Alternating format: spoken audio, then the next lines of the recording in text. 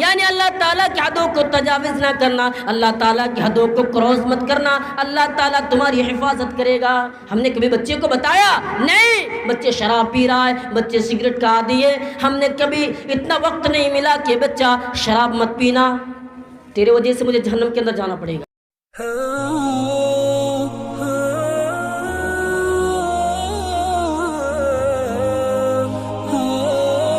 اللہ وبرکاتہ۔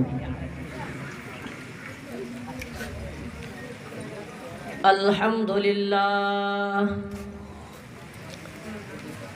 نحمده ونستعینه ونستغفره ونعوذ باللہ من شرور انفسنا ومن سیئات اعمالنا من يهده الله فلا مضل له ومن يضلله فلا هادي له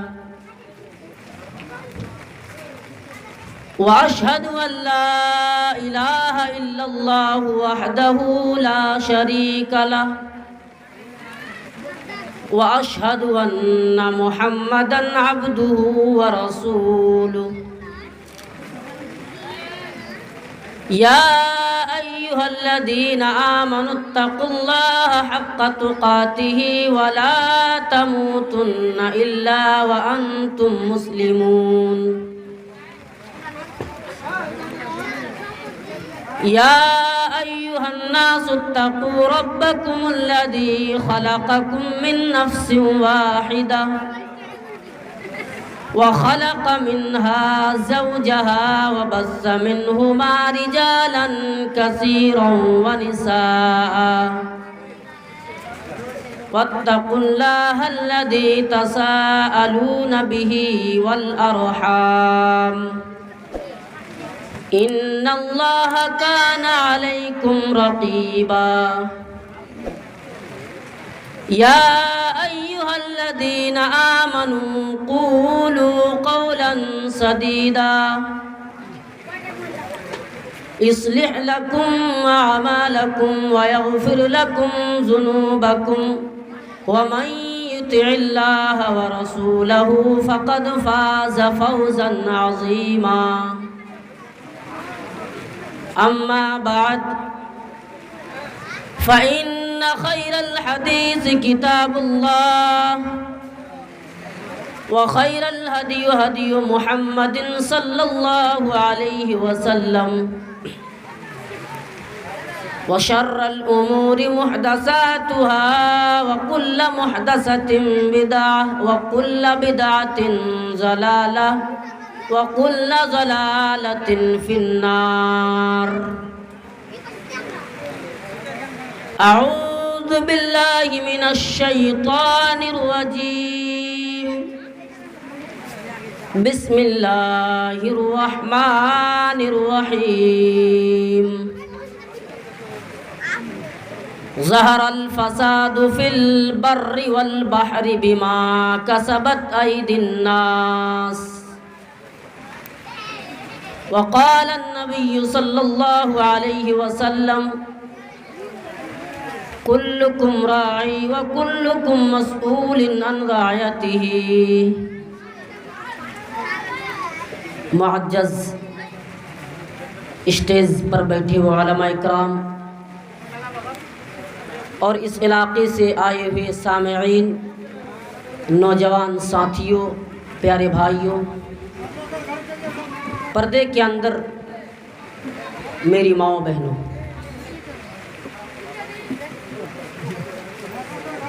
میرے بھائیوں،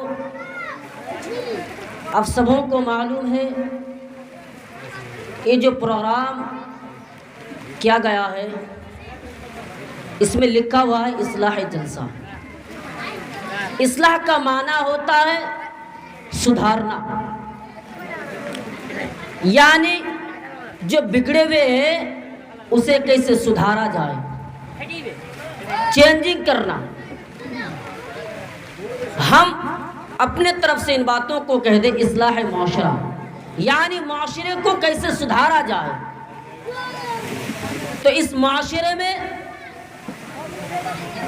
کوئی دوسرا فرشتے نہیں رہتے ہیں، ہم اور آپ رہتے ہیں۔ جب تک ہم اور آپ نہیں سدھریں گے معاشرہ سدھر نہیں سکتا ہے، سماج سدھر نہیں سکتا ہے۔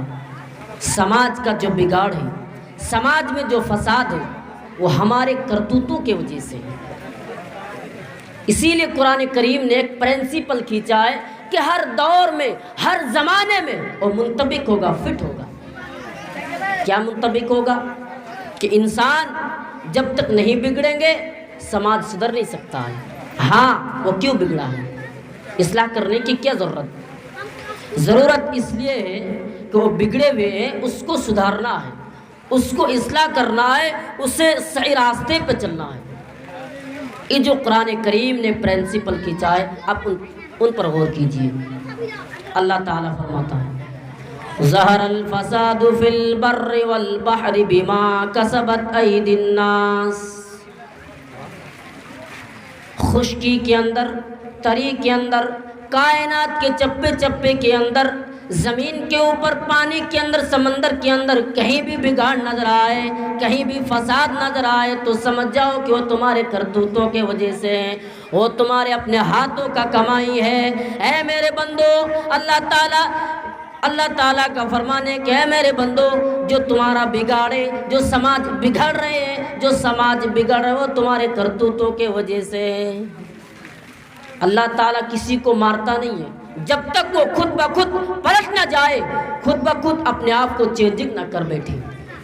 اسی لیے معاشرے کے اندر جو بگاڑ ہے، اللہ تعالیٰ فرماتا ہے وَمَا أَصَابَكَ مِن مُّصِيبَةٍ فَبِمَا كَسَبَتْ أَيْدِيكُمْ وَيَعْفُو عَن كَثِيرٍ۔ اے میرے بندو، معاشرے کے اندر جو بگاڑ ہے، ہاں تم جو پریشانیوں میں مبتلا ہو، وہ تمہارے کرتوتوں کے وجہ سے، وہ تمہارے اپنے ہاتھوں کا کمائی ہے۔ وَيَعْفُو عَن كَثِيرٍ، اللہ تعالیٰ فرماتا ہے اللہ تعالیٰ تو مہربان ہے، جو بہت سارے گناہوں کو درگزر کر دیتا ہے، جو بہت سارے گناہوں کو معاف کر دیتا ہے، جس کا پکڑ نہیں کرتا۔ دیکھیے معاشرے کے اندر جو بگاڑے ہم سے ہیں، ہم بگڑے ہوئے ہیں۔ اسی لیے قرآن کریم کے اندر اللہ تعالیٰ نے فرمایا کہ انسان جب تک نہیں بگڑے گا اللہ تعالیٰ اسے ذلت اور پریشانیوں میں نہیں ڈالے گا۔ اسی لیے اللہ تعالیٰ نے کہا ہاں جب تم بگڑ جاؤ گے، جب تم سماج اور اسلام سے نکل جاؤ گے تو میں تمہیں پریشانیوں میں ڈال دوں گا، میں تمہیں تکلیفوں میں ڈال دوں گا۔ اسی لیے لوگوں، پریشانی آج جو پریشانیوں میں ہم مبتلا اسی وجہ سے کہ ہم بگڑ چکے ہیں۔ معاشرے کا بگاڑ ہم سے اور آپ سے ہے۔ جب تک ہم اور آپ نہیں سدھریں گے سماج سدھر نہیں سکتا ہے، معاشرہ سدھر نہیں سکتا ہے۔ اسلامی تاریخ میں ایک حکمراں گزرا ہے حجاج بن یوسف، یہ بڑا ظالم آدمی تھا، اس نے بڑے بڑے علماء کو قتل کروایا۔ اس کے دور میں امام حسن بصری جو عالم وقت تھے، لوگ اکٹھے ہونے کے بعد امام حسن بصری کے پاس پہنچے اور پہنچنے کے بعد کہنے لگا یہ حجاج بن یوسف آج جو ظالم گورنر ہم پر مسلط ہے کیوں ہے؟ امام حسن بصری عالم وقت ہے، میرے بھائیوں کیا جواب دیتے ہیں؟ ما جاء الحجاج الا بذنوبنا۔ اے لوگوں، آج جو حجاج بن یوسف تم پر ظلم کر رہے ہیں، آج جو پریشانیوں میں تمہیں ڈال رہے ہیں، وہ تمہارے کرتوتوں کے وجہ سے ہے، وہ تمہارے اپنے ہاتھوں کا کمائی ہے، وہ تمہارے خود کا کمائی ہے۔ ہاں تم نے نماز چھوڑ دی، ہاں تمہارے گھروں میں تمہارے بچے شراب کا عادی بن گئے، تم نے اسے نہیں روکا اسی لیے پریشانیوں میں ڈال دیا۔ تو آئیے میں ایک حدیث بیان کرتا ہوں، ان پر غور کیجیے۔ حضرت ابو ہریرہ رضی اللہ تعالیٰ عنہ نے بیان کیے، اللہ کے نبی جناب محمد رسول اللہ صلی اللہ علیہ وسلم نے فرمایا بنی اسرائیل میں 3 شخص بیماریوں میں مبتلا تھا۔ ہاں وہ تینوں شخص بیماریوں میں مبتلا ہوئے تھے۔ اللہ تعالیٰ نے ان تینوں کو آزمائشوں میں ڈالنا چاہا، پھر اللہ تعالیٰ نے ان تینوں کو مالوں سے نوازا، لیکن اللہ تعالیٰ نے پھر کیا کیا؟ ان کے پاس اسی فرشتے کو بھیجا جس سے اچھا کیا، اور جا کر وہ تکلیف باتیں سنانے لگا۔ اللہ اے لوگوں، میں پریشانیوں میں مبتلا ہوں، تم میرا مدد کرو ورنہ میں مر جاؤں گا۔ دو نے نافرمانی کی، نہیں یہ جو مال ہے، جو دولت ہے نا، میرا باپ دادا نے مجھے دے کر کہا کہ بیٹا اپنے پاس رکھنا۔ ایک نے کہا نہیں، جو چاہے لے لو، جو چاہے چھوڑ دو۔ اللہ تعالیٰ نے ان دونوں کو پریشانیوں میں ڈال دی، پھر بیماریوں میں مبتلا کر دیا، اور جس نے کہا جاؤ لے لو، جو چاہے اپنے پاس رکھ لو اور جو چاہے میرے لیے چھوڑ دو، اللہ تعالیٰ نے اسے پریشانیوں سے مفت کر دیا۔ تو آج جو سماج کا بگاڑ ہے ہمارے کرتوتوں کے وجہ سے، ہمارے خود کا کمائی ہے، اس لیے سماج کا بگاڑ ہے۔ تو آئیے اصلاح، اس لیے میں نے بتایا کہ سماج کا بگاڑ کیوں ہے، سماج کس سے بگڑا ہوئے ہیں، ہمارے کرتوتوں کی وجہ سے۔ تو آئیے میں اپنے ٹاپک پر چلتا ہوں۔ آج انسان اپنی ذمہ داریوں سے ناواقف ہے، آج انسان اپنے ذمہ داریوں سے ناواقف ہے۔ اسے معلوم ہے ہم پر ذمہ داری ہے، اور ہر شخص پر ذمہ داری ہے، بچے کو چھوڑ کر ہر شخص پر ذمہ داری ہے، اور ذمہ داریوں سے ناواقف ہے، ذمہ داری کو سمجھ نہیں رہا کہ ہم پر ذمہ داری کیا ہے، میں کیا کروں۔ اللہ کے نبی صلی اللہ علیہ وسلم نے فرمایا کلکم راعی و کلکم مسئول عن رعیتہ، ہر شخص پر ذمہ داری ہے، اور ان ذمہ داریوں کے بارے میں قیامت کے دن ان سے سوال کیا جائے گا، ان سے پوچھا جائے گا۔ ہاں، بچوں کے بارے میں، گھر کے لوگوں کے بارے میں، ماں باپ سے اور ان کے گارجن لوگوں سے پوچھا جائے گا کہ تم نے اپنے بچوں کو کیا تعلیم دی، ہاں تم نے بچے کو برائیوں سے روکا یا نہیں، تم نے بچے کو پریشانیوں سے روکا یا نہیں۔ میرے بھائیوں، اس بچے کے بارے میں اور گھر کے لوگوں کے بارے میں بھی سوال کیا جائے گا۔ اسی لیے قرآن کریم اٹھائیے، اللہ تعالیٰ نے نہیں کہا کہ لوگوں خود جہنم سے بچو، لوگوں جہنم سے خود بچ جانا ہے اور کوئی کام نہیں ہے، بلکہ اللہ تعالیٰ نے فرمایا یا ایھا الذین آمنوا قوا انفسکم واہلیکم نارا، اے ایمان والو جہنم سے خود بچو اور گھر کے لوگوں کو بھی بچایا کرو۔ جہنم سے جب تک خود نہیں بچو گے تم کامیاب نہیں ہو سکتے ہو، جہنم سے خود بھی بچنا ہے اور گھر کے لوگوں کو بھی بچانا ہے۔ اس لیے جو جہنم کی آگ جو جلے گی وہ اب لکڑیوں سے جلنے والی نہیں ہے، جہنم کی آگ انسانوں سے جلے گی، جہنم کی آگ پتھروں سے جلے گی۔ وقودها الناس والحجارة عليها ملائکۃ غلاظ، ہاں جہنم کی جو آگ جلے گی وہ انسانوں سے جلے گی، جہنم کی آگ جو جلے گی وہ انسانوں کی لکڑی، انسان کی لکڑی ہوگی، اور جہنم کی آگ انسانوں سے جلے گی، اس کا ایندھن انسان ہوں گے۔ انسان بہت سخت ہے، انسان نافرمانیوں میں اتارا ہے، تو جہنم میں جانے کے لیے تیار ہو جاؤ۔ ہم نے اپنے بچوں کو کیا تعلیم دی کہ بیٹا شراب پینا، جاؤ بیٹا جلسے میں آنے کے بعد جاؤ تم برائیوں میں مبتلا ہو جاؤ؟ نہیں نہیں، تمہیں صحیح تعلیم دینا ہوگا۔ میرے بھائیوں، جب تک صحیح تعلیم نہیں دیں گے خود جہنم سے بچ نہیں سکتے ہیں، کیونکہ باپ پر ذمہ داری ہے، والد پر ذمہ داری ہے کہ باپ بچے کو صحیح تعلیم کس طریقے سے دینا ہو، بچوں پر تعلیم اور بچوں کا جو صحیح تربیت ہے ماں باپ پر ہے۔ تو آئیے اللہ کے نبی صلی اللہ علیہ وسلم ایک بچے کو کیا تعلیم دے رہے ہیں۔ حضرت عبداللہ ابن عباس اللہ کے نبی کے سواری پر سوارے، اللہ کے نبی نے اسے مخاطب کرتے ہوئے فرمایا یا غلام، اے بچے کیا میں تمہیں نفع کی بات نہ بتا دوں، کیا میں تمہیں فائدے کی بات نہ بتا دوں؟ اس نے کہنے لگا کیوں نہیں یا اللہ کے رسول، ضرور بتائیے اللہ کے نبی، ضرور بتائیے۔ اللہ کے نبی نے فرمایا احفظ اللہ یحفظک، تم اللہ تعالیٰ کی دین کی حفاظت کرنا، اس کے احکام پر عمل کرنا، اس کے بتائے ہوئے باتوں پر عمل کرنا، اللہ تعالیٰ تمہاری حفاظت کرے گا۔ پھر آگے فرمایا احفظ اللہ تجدہ تجاہک، یعنی اللہ تعالیٰ کی حدوں کو تجاوز نہ کرنا، اللہ تعالیٰ کی حدوں کو کراس مت کرنا، اللہ تعالیٰ تمہاری حفاظت کرے گا۔ ہم نے کبھی بچے کو بتایا نہیں، بچے شراب پی رہا ہے، بچے سگریٹ کا عادی ہے، ہم نے کبھی اتنا وقت نہیں ملا کہ بچہ شراب مت پینا، تیرے وجہ سے مجھے جہنم کے اندر جانا پڑے گا۔ ہم نے بچے کو کبھی نہیں بتایا بیٹا نماز پڑھو، نہیں کیوں نہیں؟ آئیے اللہ کے نبی ایک 10 سال کے بچے کو اور بچے کو کیا تعلیم دے رہے ہیں، اذا سألت فسل اللہ، اے بچے جب بھی مانگنا تو اللہ سے مانگنا، جب بھی مانگنے کی ضرورت ہو تو اللہ سے مانگنا، وَإِذَا اسْتَعَنْتَ فَاسْتَعِنْ بِاللَّهِ، اور جب بھی مدد کی ضرورت ہو تو اللہ ہی کو پکارنا۔ اللہ کو پکارنے کے لیے اللہ کے نبی نے بچے کو حکم دے رہے ہیں، اللہ کو پکارنا۔